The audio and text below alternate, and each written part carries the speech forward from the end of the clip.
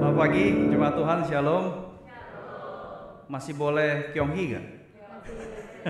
Ya kongsi singen mungen.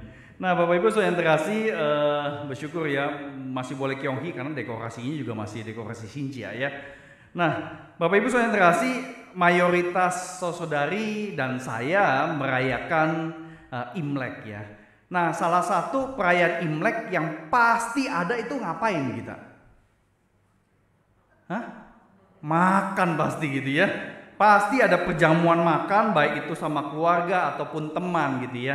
Nah, ketika kita merayakan tahun baru, kemudian buka rumah untuk keluarga supaya mereka datang dan sebagainya, yang mesti kita siapkan biasanya apa? Kita secara rasional gitu loh. Apa yang kita mesti siapkan? Pasti makanan gitu kan. Udah gitu apa lagi? Angpau ya, bener banget itu ya. Saya juga sebelum Sinca juga udah masukin tuh duit ke amplop angpau gitu ya. Udah gitu ngitung-ngitung berapa banyak nih keponakan yang mesti dikasih dan sebagainya. Jadi itu secara rasional tiap tahun kita pasti siapkan berbagai macam simbol-simbol di dalam Imlek. Nah, kalau saudara yang diundang sama teman gereja atau keluarga lah datang ke rumahnya pas Imlek, saudara akan bawa apa yang paling make sense? Yang paling rasional, bawa apa? Pasti angpau juga kan? Itu udah paling nomor satu dah. Kalau misalnya kita kelupaan angpau, kita pasti kalang kabut dan sebagainya. Tapi bawa apa lagi coba?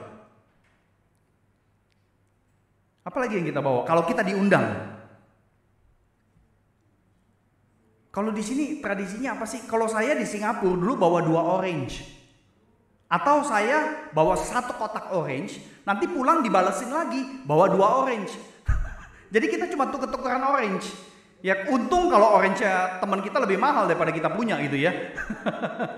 Jadi itu simbol-simbol itu dalam tanda petik udah kayak keharusan gitu loh. Karena simbol-simbol di dalam perayaan Imlek itu seringkali berkaitan dengan UUD.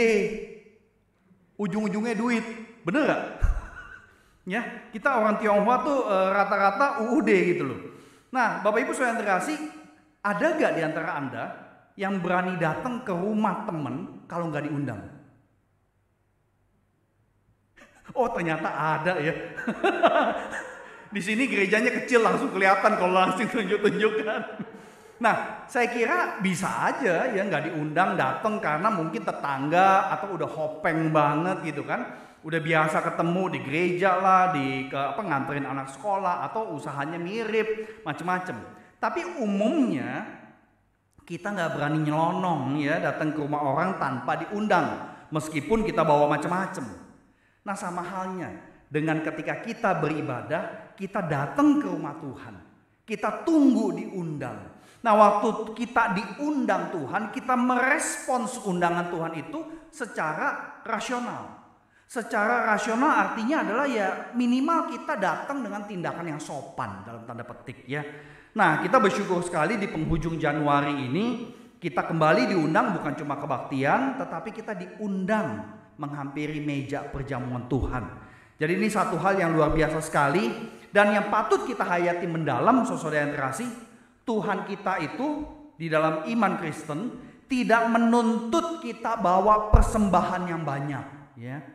Tidak memaksa kita untuk mau menghampiri meja perjamuan. Tentu Tuhan yang kita percaya juga tidak akan mengemis kepada manusia supaya percaya kepada kasih-Nya. Nah, Bapak Ibu saudara yang terkasih, Ia adalah Tuhan pemberi kehidupan yang terus menanti respons dari kita. Respons yang sopan, respons yang rasional, respons yang betul-betul didasari karena kita punya relasi dengan Tuhan yang tidak bisa kita lihat. Nah, saudara yang terkasih jemaat Tuhan, waktu kita merespons undangannya, kita perlu sadar satu hal. Ia Tuhan yang tidak bisa dilihat, tetapi Ia adalah Tuhan Maha Hadir, dan Ia adalah Tuhan yang tidak bisa disamakan sama kita, manusia, ciptaan. Kalau begitu, pertanyaan perenungan kita hari ini adalah bagaimana cara merespons undangan Tuhan sehingga kemudian kita boleh disebut penyembah yang rasional. Nah, inilah yang akan kita dengarkan dari Roma 12 ayat 1 sampai 8. Saya undang jemaat membuka Alkitab Roma 12 ayat 1 sampai 8 karena kita akan merenungkan satu petunjuk bagaimana kita boleh menjadi penyembah-penyembah yang rasional menurut kacamata logikanya Tuhan, Sang Pencipta, Penebus, dan Penghibur.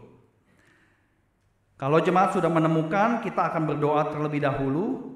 Namun sebelum itu kita undang kita semua untuk bangkit berdiri untuk kembali memohon pimpinan Tuhan dan Roh-Nya supaya kita bukan cuma mendengar, membaca, tetapi juga mengerti dan siap melakukannya. Mari kita tundukkan kepala, kita berdoa. Dengan segala kerendahan hati kami datang ke hadapan-Mu ya Allah. Karena kami beriman bahwa bagian hidup kami ialah Engkau Tuhan. Dan kami mau berpegang pada firman-firman-Mu. Oleh karena itu kami memohon, atas belas kasihan-Mu, kasihanilah kami sesuai dengan janji-Mu. Kami mau memikirkan jalan-jalan hidup kami di bawah terang peringatan-peringatan-Mu. Perintah-perintah-Mu tidak akan kami tunda-tunda untuk lakukan. Oleh karena itu kami mohon kiranya Roh Kudus boleh menolong setiap kami. Supaya ketika kami membaca firman, kami boleh dibawa kepada diri Tuhan Yesus Kristus, Tuhan dan Juru Selamat kami. Sehingga sungguh apa yang kami kerjakan, boleh sungguh-sungguh Roh-Mu sendiri yang menuntun kami untuk mampu mencerna dan kemudian mengaitkannya dalam hidup kami hari lepas hari. Dengar seru doa kami ya Allah, karena Engkaulah Tuhan yang mendengar dan Tuhan yang menyiapkan makan minum melalui perjamuan. Dalam nama Tuhan Yesus kami berdoa dan bersyukur. Amin. Saya undang jemaat untuk membaca ayat 1 dan 2 ya, ayat 1 dan 2 baca sama-sama dan kemudian saya akan lanjutkan di ayat 3 sampai 8. Saudara yang terkasih, terimalah ajaran Tuhan mengenai penyembahan yang rasional. Ayat 1 bersama. Karena itu, saudara-saudara, demi kemurahan Allah, aku menasihatkan kamu supaya kamu mempersembahkan tubuhmu sebagai persembahan yang hidup, yang kudus, dan yang berkenan kepada Allah. Itu adalah ibadahmu yang sejati. Janganlah kamu menjadi serupa dengan dunia ini, tetapi berubahlah oleh pembaharuan budimu, sehingga kamu dapat membedakan manakah kehendak Allah, apa yang baik, yang berkenan kepada Allah, dan yang sempurna. Ayat 3 saya baca. Berdasarkan kasih karunia yang dianugerahkan kepadaku, aku berkata kepada setiap orang di antara kamu, janganlah kamu memikirkan hal-hal yang lebih tinggi daripada yang patut kamu pikirkan, tetapi hendaklah kamu berpikir begitu rupa sehingga kamu menguasai diri menurut ukuran iman yang dikaruniakan Allah kepada kamu masing-masing. Sebab sama seperti pada satu tubuh kita mempunyai banyak anggota, tetapi tidak semua anggota itu mempunyai tugas yang sama. Demikian juga kita, walaupun banyak, adalah satu tubuh di dalam Kristus, tetapi kita masing-masing adalah anggota yang seorang terhadap yang lain. Demikianlah kita mempunyai karunia yang berlain-lainan menurut kasih karunia yang dianugerahkan kepada kita. Jika karunia itu adalah untuk bernubuat, baiklah kita melakukannya sesuai dengan iman kita. Jika karunia untuk melayani, baiklah kita melayani. Jika karunia untuk mengajar, baiklah kita mengajar. Jika karunia untuk menasehati, baiklah kita menasehati. Siapa membagi-bagikan sesuatu, hendaklah ia melakukannya dengan hati yang ikhlas. Siapa yang memberi pimpinan, hendaklah ia melakukannya dengan rajin. Siapa yang menunjukkan kemurahan, hendaklah ia melakukannya dengan sukacita. Demikian firman Tuhan, silakan duduk. Jemaat Tuhan, ajaran Tuhan di Roma 12 ini sebenarnya merupakan bagian kunci di dalam seluruh Alkitab yang mengajarkan mengenai penyembahan yang sejati. Nah, istilah ibadahmu yang sejati di ayat pertama ya, sebenarnya di dalam bahasa Yunani itu disebutnya seperti ini. Logiken latreian. Coba ngomong semuanya. 1, 2, 3. Logiken, coba tebak. Itu kata apa tuh biasanya kita tahu? Logika. Ya. Latreian itu artinya adalah pelayanan, ibadah, penyembahan, persembahan. Ya, jadi bisa diartikan beberapa kata, tapi esensinya sama. Logiken latreian artinya bisa diterjemahkan penyembahan yang make sense, penyembahan yang masuk akal, penyembahan yang sepantasnya, penyembahan yang rasional, penyembahan yang logis menurut kacamata Tuhan. Jadi firman Tuhan di bagian Roma 12 ini sebenarnya mendorong orang Kristen, ya, orang Kristennya bukan cuma satu, tetapi satu gereja di kota Roma, supaya bisa menjalani hidup sebagai wujud ibadah yang sejati. Pertanyaannya adalah bagaimana caranya mewujudkan ibadah yang sejati itu. Yang pertama seperti gambar yang ada di slide. Cara pertama adalah persembahkan tubuh sebagai persembahan yang hidup, kudus, berkenan kepada Allah. Jadi ada 3 kriteria.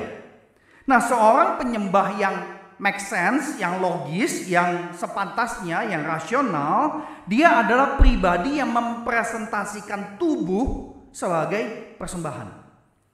Nah, di sini kita mesti nanya ya, kenapa Paulus pakai istilah persembahkan tubuh? Kenapa dia nggak ngomong persembahkan seluruh dirimu?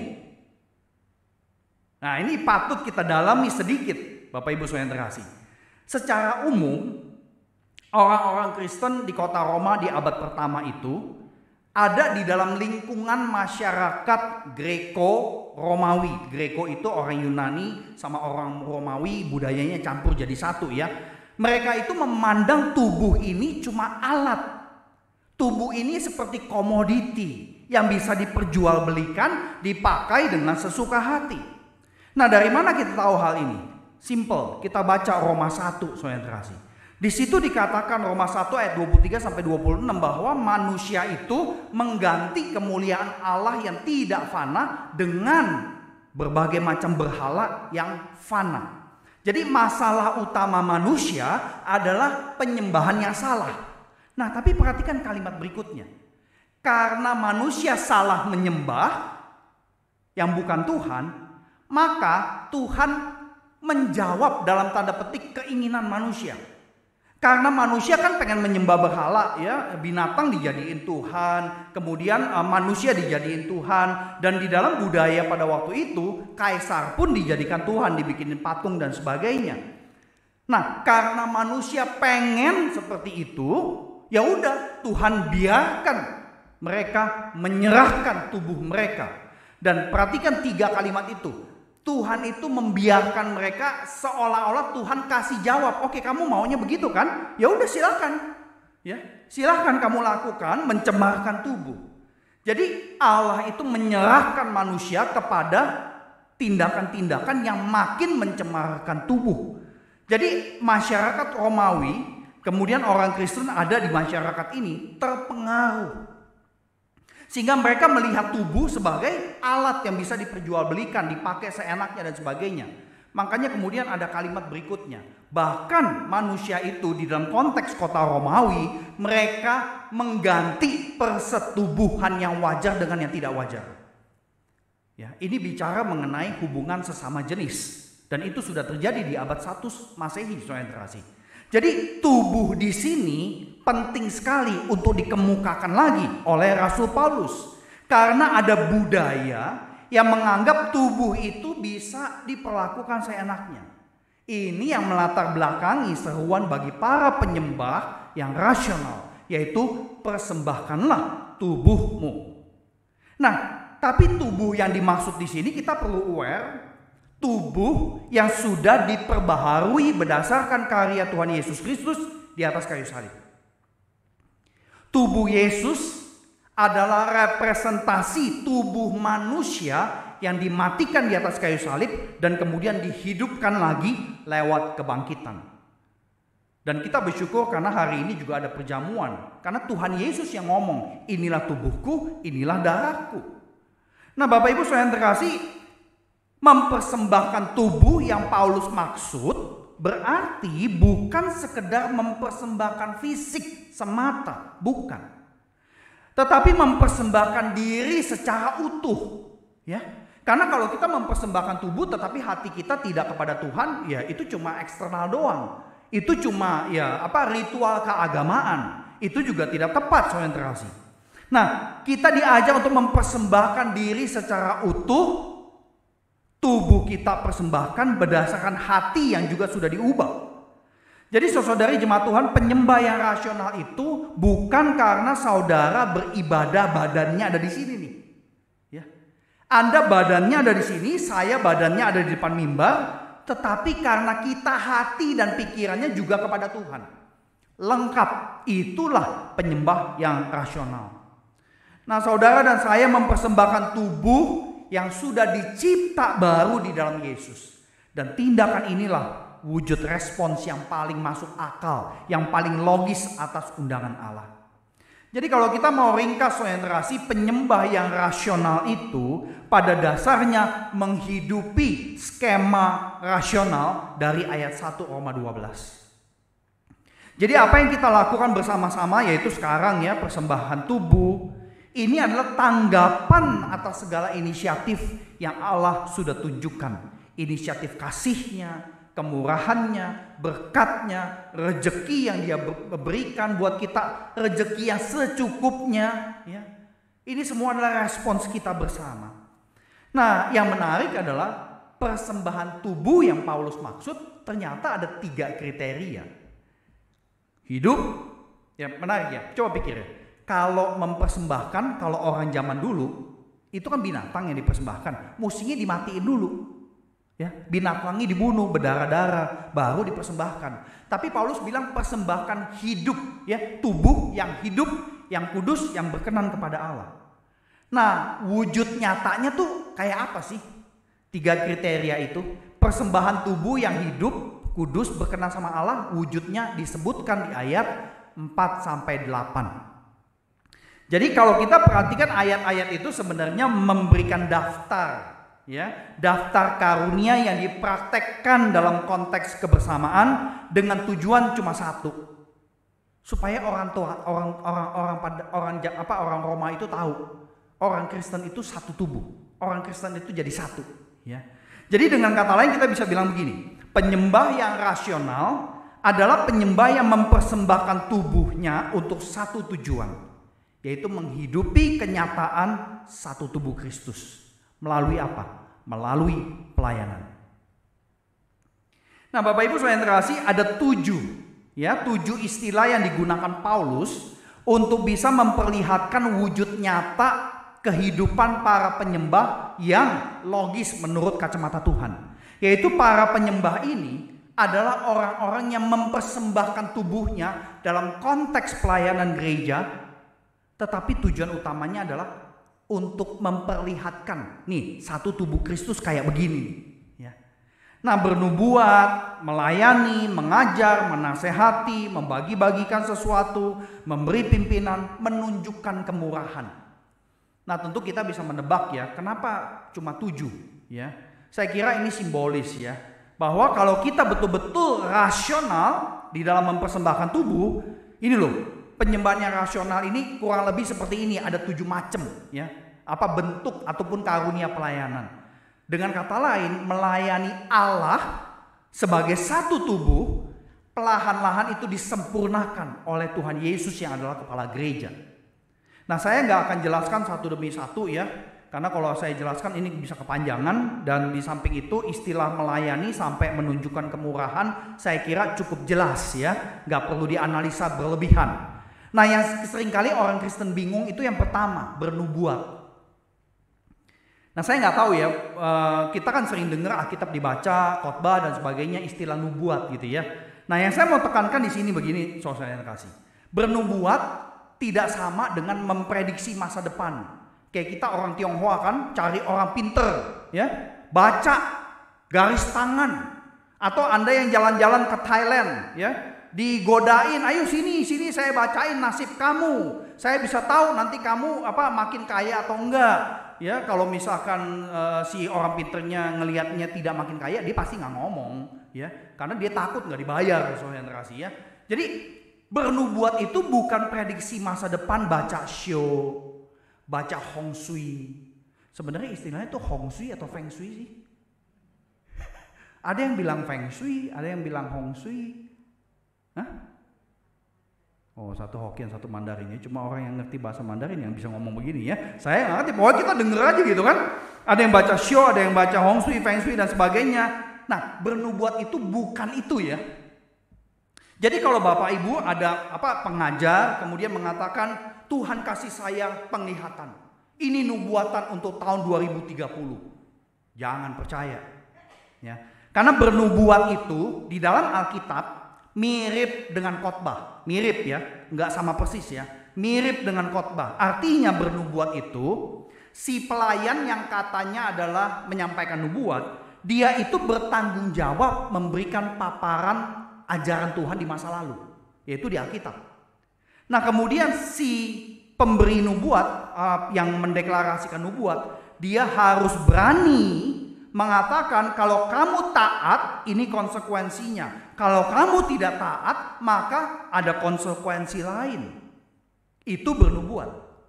Sedangkan kalau kita dikelabui oleh orang-orang yang katanya memprediksi masa depan, biasanya prediksi masa depan itu lagi-lagi kalau kita orang Tionghoa ya, umumnya tuh yang enak-enak gitu loh ya. Saya pernah waktu mau kawin sama istri saya, ya sama istri lah, sama siapa lagi ya. Mama saya kan tinggal di Kepu ya, Kepu Timur. Dia datengin orang pinter. Dia bawa foto kami berdua. Dia tanya, ini dua anak bagus gak kawin, tambah kaya gak? Pertanyaan orang Tionghoa rata-rata begitu, maju gak? Yang pertama ngomong, wah nggak cocok nih, sio macan, sio kebo, ciong, gitu ya. Sio macan sama sio kebo ya, kebo dimakan sama macan gitu kan. Atau kebonya nyeruduk macan bisa juga. Ya kan kalau kebaunya rame-rame, makan satu ya mati si macan gitu kan. Nah, mama saya nggak suka dong. Dia datengin orang pinter lain. Sama bawa fotonya, sebutin tanggal lahir dan sebagainya. Yang kedua bilang, bagus loh. Anak lu kawin sama dia bagus loh, ya mukanya aja mirip gitu loh, ya kalau lagi ketawa gitu kan. Mama saya langsung seneng. Loh, jadi yang benar yang mana? Ciong atau yang mana? Ya mama saya pilih yang enak dong. Rata-rata begitu saudara kasih, ya. Jadi kita jangan sampai ketipu dengan istilah nubuat, khususnya kalau ada pengajar yang cuma memprediksi masa depan dan sebagainya. Nah, saya percaya 7 aspek yang disebutkan di Roma 12 ini pasti juga ada di dalam kehidupan saudari jemaat di GKR Teluk Gong. Karena setiap gereja lokal itu dikaruniai karunia rohani dan juga diutus orang-orang untuk bisa melayani bersama-sama. Nah, tentu macam-macam karunianya ya. Saya kira 7 ini sekali lagi simbolik angka 7-nya ya. Bisa aja ada 12, ada 14 ya, karena ada surat-surat Paulus yang lain yang menjelaskan mengenai karunia rohani. Jadi bukan berarti 7 ini harga mati, bukan saudara yang terkasih. Nah, pertanyaannya adalah gini. Apakah karunia rohani yang kita praktekkan bersama-sama, kita lakukan itu demi satu tubuh Kristus atau masih dengan semangat kompetisi satu sama lain demi menonjolkan komisi saya, komisi kamu, kelompok saya dan sebagainya. Pelayanan saya di awal full time adalah pembina remaja. Pelayanan di remaja itu sangat menyenangkan, tapi capeknya minta ampun, ya karena banyak remaja nggak mau dengerin kita kalau udah fun, gitu ya. Nah, satu kali saya mendorong para remaja untuk bikin talent show. Puncak acara talent show itu adalah bikin drama musikal yang sederhana. Jadi mereka kasih ide, mereka yang tulis naskah, mereka ciptain lagu sendiri gitu ya. Dan kemudian tim dari remaja ini saya dorong untuk ajak teman-teman mereka yang belum kenal Tuhan Yesus. Dan benar itu dilakukan. Nah, pas acara terjadi, ada satu kelompok remaja dari gereja lain. Ya, lebih dari 10 orang datang. Nah, dalam obrolan remaja-remaja ini saya nggak sengaja dengar. Ada satu remaja gereja berkata begini. Ya bikin gini aja sampai heboh banget publikasinya. Kita juga bisa bikin kok. Remaja ngomong begitu, ya. Nah seketika itu juga saya langsung gak enak dalam hati saya gitu loh. Karena remaja ini menghidupi semangat kompetitif dari dunia akademis sekolahan Singapura. Ya, Kiaksu. Dibawa masuk ke dalam pelayanan gereja atau pelayanan rohani. Dia gak mau kalah sama remaja dari gereja saya, ya. Jadi caranya seperti itu. Nah, Bapak Ibu saya terkasih, untuk menyembah, menjadi penyembah rasional seturut ajaran Tuhan dan bukan ikutin semangat zaman, kita perlu perhatikan sejauh mana waktu kita mempersembahkan tubuh, semangat mempersembahkan tubuhnya seperti apa. Apakah ngikutin ya gaya kompetisi di luar sana, atau kita sadar kita nggak boleh pakai cara seperti itu. Nah, makanya kita bersyukur ya, pertanyaan perenungan kita, bagaimana kita menjalani hidup sebagai wujud ibadah yang rasional, jawabannya bukan cuma satu, tapi ada jawaban nomor 2. Yang nomor 2 adalah jangan menjadi serupa dengan dunia. Nah, ini menarik, karena istilah Yunani lainnya itu ngomongnya kurang lebih, jangan ikutin gema dari zaman. Jangan menggaung bersama zaman. Ya, kita tahu ya, gaung atau gema itu kan kalau kita masuk ruangan atau jalan-jalan ke Jawa Tengah, udah gitu masuk ke goa, kita teriak, suara kita kedengeran lagi tapi ada delay, ya. Nah, Bapak Ibu saya terkasih, dalam konteks kehidupan gereja, seringkali orang-orang Kristen mengimitasi gema dari zaman. Tapi kita telat melulu, karena kita cuma dengar gemanya, udah gitu kita lakukan gitu loh, ya. Wujudnya simple dan bisa banyak ditemukan contoh-contohnya ya, tapi kurang lebih seperti ini. Mengikuti cara dalam dunia untuk menjadikan kekristenan atraktif, ibarat sebuah produk yang dijual, sebuah komoditi yang dijual. Udah gitu pakai teknik marketing memasarkan produk berdasarkan target market tertentu. Itu pun mengimitasi ataupun diimitasi oleh gereja. Diversifikasi merchandise. Kalau kita jalan-jalan ada acara ini itu ya, banyak generasi muda yang suka sekali K-pop gitu ya, artis Blackpink lah, BTS lah, banyak dah macam-macam gitu ya. Mereka udah konser pasti banyak merchandise-nya tuh. Jualan mug, jualan kaos, jualan kipas, mungkin macam-macam. Gereja ikutan. Dan yang lebih bisa kita bayangin ya, kalau ada event pasti ada foto booth. Gereja ikutan bikin foto booth. Benar gak? Di sini nggak ada sih ya. Ya karena mungkin ya ininya udah foto booth nih. Ini udah foto booth nih depan nih. Ya. Jadi Bapak Ibu saudara yang terkasih, kita ikutan, kita mengimitasi dunia segala macam cara loh, ya. Nah, tentu kita perlu berpikir lebih dalam mengenai hal ini ya. Cuma saya nggak bisa punya waktu untuk ke arah sana. Saya hanya mau menunjukkan bahwa orang Amerika, pemimpin Kristen udah sadar mengenai hal ini. Ya, George Barna, pendiri Badan Riset Kristen Barna Group, mengatakan dengan jujur, ini kayak semacam autokritik ya, bahwa mayoritas orang Kristen gaya hidup dan cara pikirnya nggak bisa dibedakan.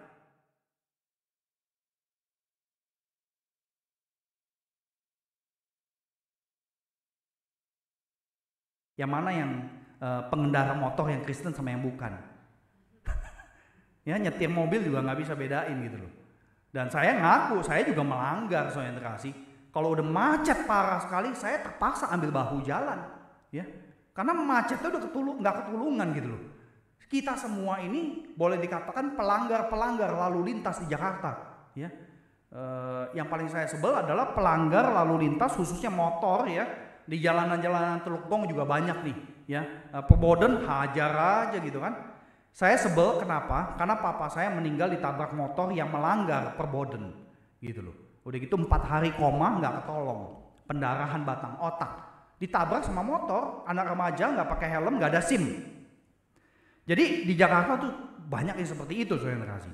Nah, oleh karena itu saudara kasih, kita perlu betul-betul memperhatikan kita nggak bisa terus-menerus sama dengan dunia, karena kita mengimitasi cara dunia. Jadi menjadi penyembah yang rasional sesuai logika Allah, sebenarnya buktinya itu lebih kelihatan di dalam keseharian kita Senin sampai Sabtu. Kalau di gereja mayoritas kita mungkin ya kita kelihatan baik, kita memanipulir diri kita, merekayasa diri kita supaya kelihatan, supaya enak dilihat sama teman-teman kita. Tetapi di dalam keseharian, disitulah bukti. Cara pikir kita, cara berkata-kata kita, berperilaku kita di dalam keluarga, pekerjaan, perusahaan, pergaulan itu beda gak sama orang yang bukan Kristen? Contoh lagi-lagi perayaan Imlek ya. Ketika orang Kristen Tionghoa rayakan Imlek, terus biasanya kan kita dikasih tahu pantangan ini, pantangan itu kan. Apa yang paling kita sering dengar pantangan di seputar Imlek? Gak boleh nyapu rumah. Gak boleh nyapu rumahnya kapan? Waktu sebelum Imlek atau beberapa hari setelah Imlek? Pas Imlek. Pas Imlek gak boleh nyapu rumah. Imlek itu 1 hari atau seminggu? 15 hari, bener, pinter ya. Kebanyakan kita mikir Imlek cuma sehari ya. Ya untungnya Indonesia nggak liburnya 15 hari ya. Usaha langsung anjlok gitu ya. Nggak boleh nyapu rumah. Ya, yang saya tahu adalah di hari Imlek sama beberapa hari, 3 hari setelah hari Imlek itu sendiri. Nggak boleh nyapu rumah. Kenapa? Buang hoki.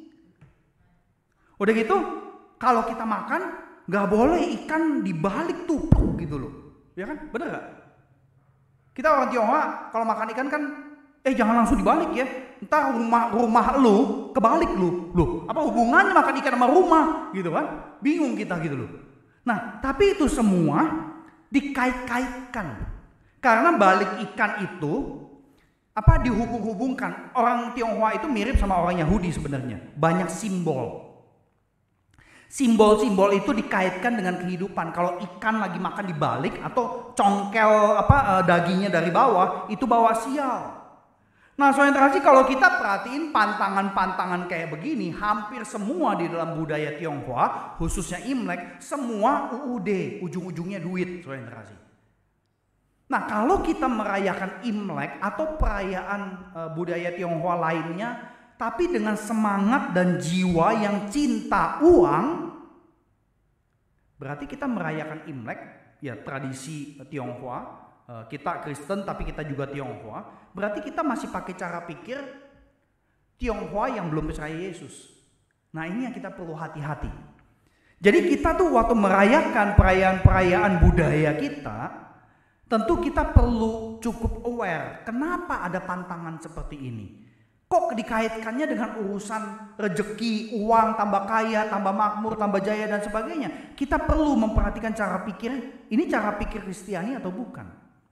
Kalau kita terjebak dengan cara pikir yang dulu, maka respon kita kepada undangan Allah bukan lagi rasional tapi irasional, saudara kasih.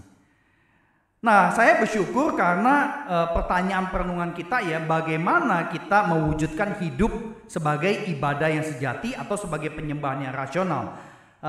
Jawaban nomor 2 itu yang tadi kita sebutkan itu baru setengah. Ya, jangan serupa dengan dunia. Gimana caranya supaya kita tidak ikutin gaung zaman? Ada jawabannya di potongan kedua di ayat 2. Tetapi berubahlah metamorfosis oleh pembaharuan budi atau nous ya, pembaharuan budi, pembaharuan akal pikiran, cara berpikir, cara memandang hidup dan sebagainya. Supaya apa? Supaya kita bisa bedain yang mana yang beneran kemauan Allah, yang mana yang bukan. Ya. Kenapa kemauan Allah itu penting? Karena kita mau merespons Allah yang memberikan karunia yang begitu luar biasa. Makanya pikiran Allah itu penting untuk kita perhatikan. Nah, jadi menjadi penyembah yang rasional menuntut kita bermetamorfosis, ibarat ulat berproses jadi kupu-kupu. Siapa di sini yang pernah ngajarin anak Anda biologi metamorfosis? Atau kita udah gak bisa ngajarin semua kali ya? Kasih aja guru les gitu ya, yang ngajarin gitu ya. Sebenarnya ngajarin anak-anak sekarang lebih gampang ya, karena ada YouTube. Ya, metamorfosis, bukain aja YouTube ya. Jadi nanti Bapak Ibu silahkan coba lihat YouTube ya. Karena proses metamorfosis itu kalau diperhatiin di dalam video slow motion itu menarik sekali ya. Kita kan cuma taunya kan dari kepompong tiba-tiba jadi kupu-kupu. Kita nggak pernah tahu apa sih yang terjadi di dalam kepompong. Ya, jadi ada video tuh yang nunjukin secara slow motion. Yang jelas proses metamorfosis tujuan utamanya cuma satu. Menghadirkan spesies yang begitu indah, yaitu kupu-kupu. Ini adalah monarch butterfly atau kupu-kupu monarki ya. Atau kaisarnya kupu-kupu, kurang lebih seperti itu. Nah, tujuan utama buat kita ketika kita masuk dalam proses metamorfosis adalah supaya kita makin serupa dengan kemanusiaan Tuhan Yesus Kristus. Nah, proses metamorfosis sama dengan proses pengudusan sifat kita, karakter kita, cara ngomong kita, cara mikir kita. Itu proses pengudusan. Nah, kalau sekali lagi ya, nanti pulang lihat YouTube, kalau kita perhatikan proses dari kepompong ya, nah, tentu sebelumnya itu ada telur ya, udah gitu jadi ulat bulu ya, caterpillar itu ulat bulu, udah gitu jadi kepompong. Nah, ahli biologi atau zoologi ya yang mempelajari mengenai binatang menjelaskan apa yang terjadi di dalam kepompong ijo itu. Di dalam cangkang kepompong ijo itu sebenarnya ulat bulu itu melepaskan enzim sehingga dia mencerna dirinya sendiri. Bisa bayangin nggak? Seolah-olah dia makan dirinya sendiri atau dia matiin dirinya sendiri. Tetapi pada saat matiin dirinya sendiri ada cairan yang keluar. Nah, ini dibuktikan oleh para ahli yang meneliti binatang ini. Kepompongnya itu bisa dimasukin ditusuk lubang udah gitu pakai mikroskop dilihat. Atau kepompongnya itu dibelek ya, tapi nggak bakal jadi kupu-kupu ya. Pas dibelek air semua yang keluar. Jadi dengan kata lain ada satu proses seolah-olah ulet itu mesti mati. Tapi para ahli mengatakan bahwa enggak semua sel mati. Ada sel yang ketinggalan dan tetap hidup di dalam kepompong itu. Dan sel tersebut bersama enzim perlahan-lahan membentuk tubuh utama kupu-kupu, membentuk sayap, membentuk antena, membentuk kaki. Akhirnya jadi kupu-kupu. Kurang lebih dalam waktu 2 minggu proses kepompong itu. Lahirlah kupu-kupu dewasa. Ya. Ini sebuah proses alam yang kita nggak bisa lihat dengan mata kita, ya. Kita ngelihatnya adalah yang indah, kupu-kupu. Nah, saya nggak tahu kalau di daerah Jabodetabek apa ada ya taman kupu-kupu ya. Saya nggak pernah tahu tuh. Kami di Amerika pernah datengin taman kupu-kupu, memang beautiful banget, ya. Kupu-kupunya macam-macam. Tapi yang jelas orientasi proses di dalam kepompong itu menarik sekali karena ada tahap mencerna diri sendiri.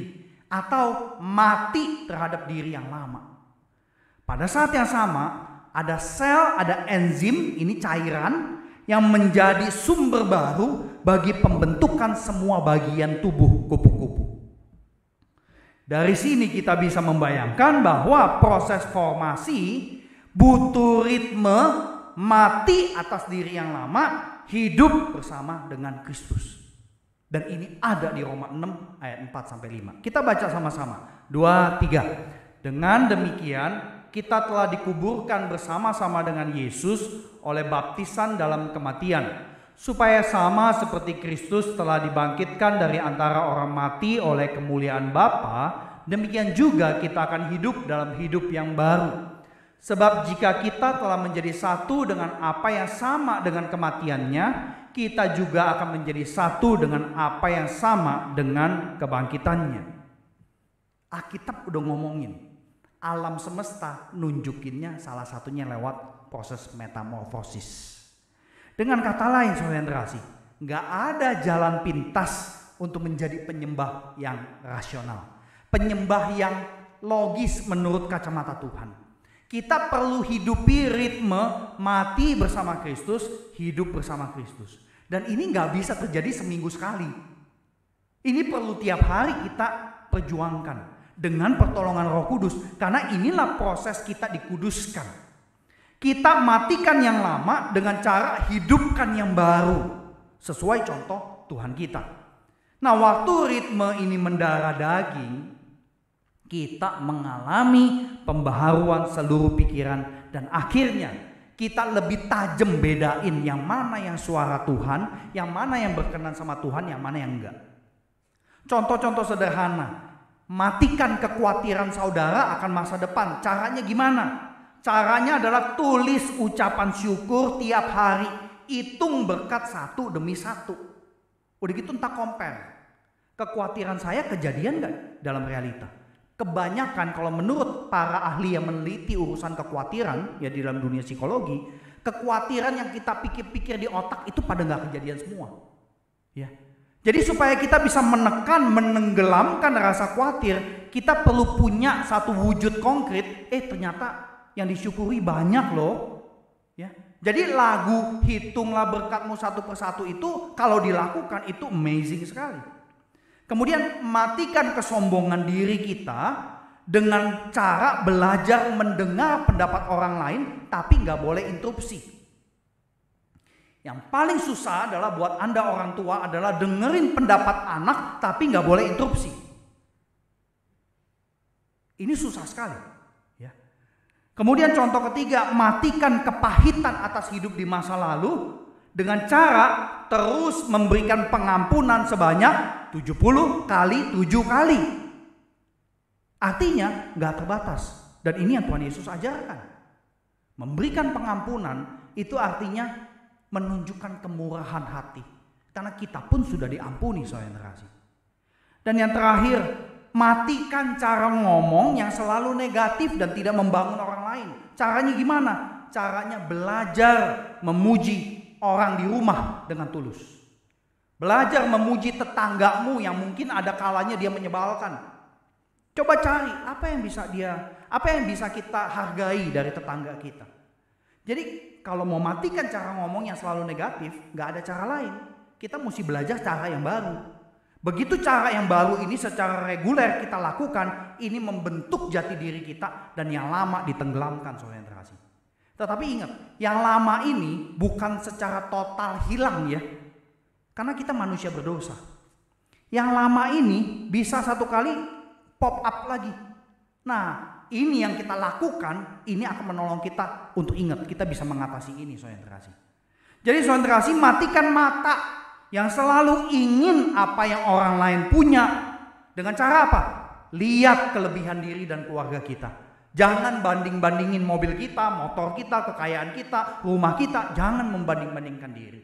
Karena setiap kita diberikan bagiannya oleh Tuhan.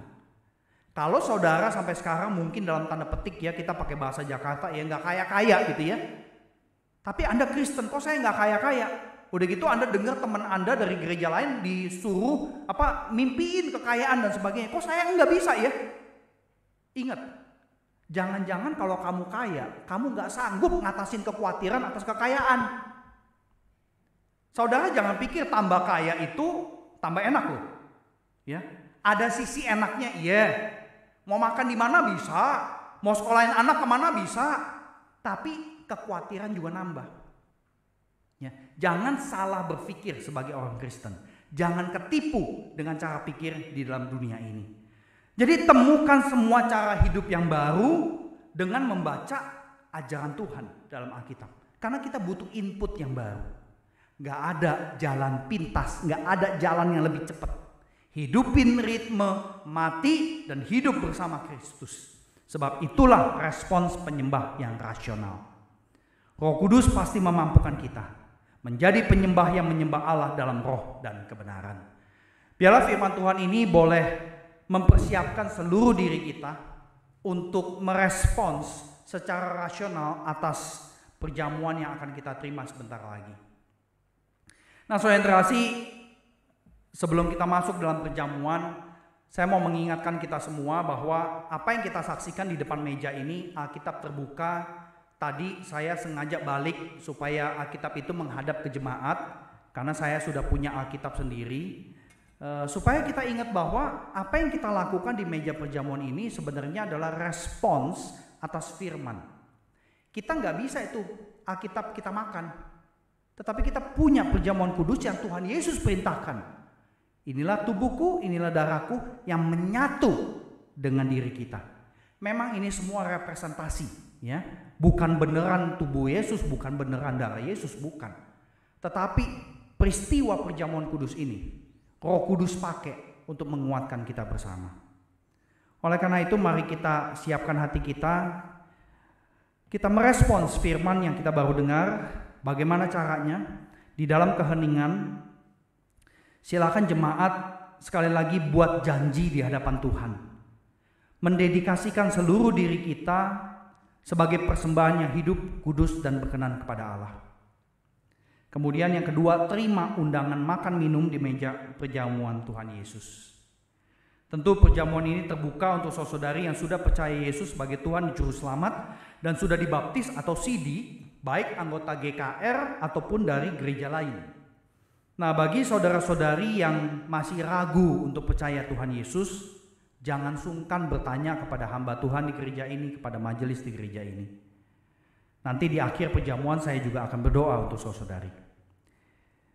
Yang jelas perjamuan kudus adalah momen sakral supaya kita tidak lupa tujuan utama hidup sebagai murid Kristus. Yaitu kita mau jadi manusia yang makin mendekati kemanusiaan Kristus. Sehingga kita bisa berbagian menjadi penyembah yang sejati seperti Yesus. Sebelum kita lebih jauh mendekati meja perjamuan, mari periksa seluruh diri kita di hadapan Tuhan yang kudus. Saya akan bacakan 1 Korintus 11 ayat 26 sampai 29.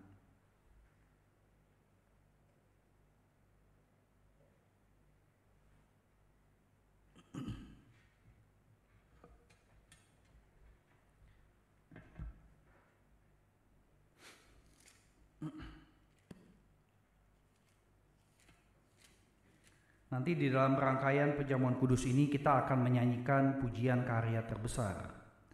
1 Korintus 11 ayat 26 sampai 29, firman Tuhan mengingatkan kita untuk merespons menerima roti dan anggur demikian.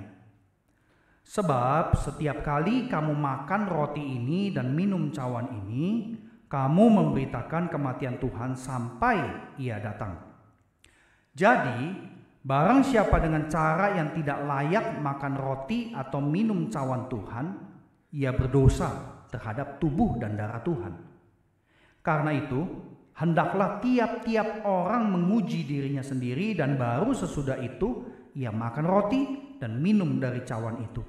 Karena barang siapa makan dan minum tanpa mengakui tubuh Tuhan, ia mendatangkan hukuman atas dirinya. Mari kita jujur mengaku di hadapan Allah. Apakah ada kekecewaan, kekesalan, kegeraman, kemarahan, bahkan kebencian kepada sesama saudara-saudari seiman, kepada anggota keluarga kita di rumah? Mayoritas saudari juga sudah mendengarkan firman Tuhan, baik saudara di gedung gereja maupun di rumah.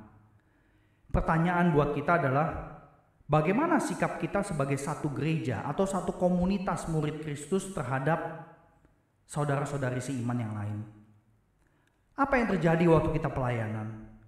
Apakah kita melayani dengan hati yang dipenuhi dengan kekesalan dan bahkan dendam? Mari jujur di hadapan hadirat Allah sebagai satu tubuh Kristus. Rekonsiliasi yang kita alami dengan Allah mengikut sertakan tanggung jawab supaya kita sebagai satu tubuh Kristus juga saling berdamai satu sama lain. Sementara saudari memeriksa diri, instrumen akan memainkan karya terbesar.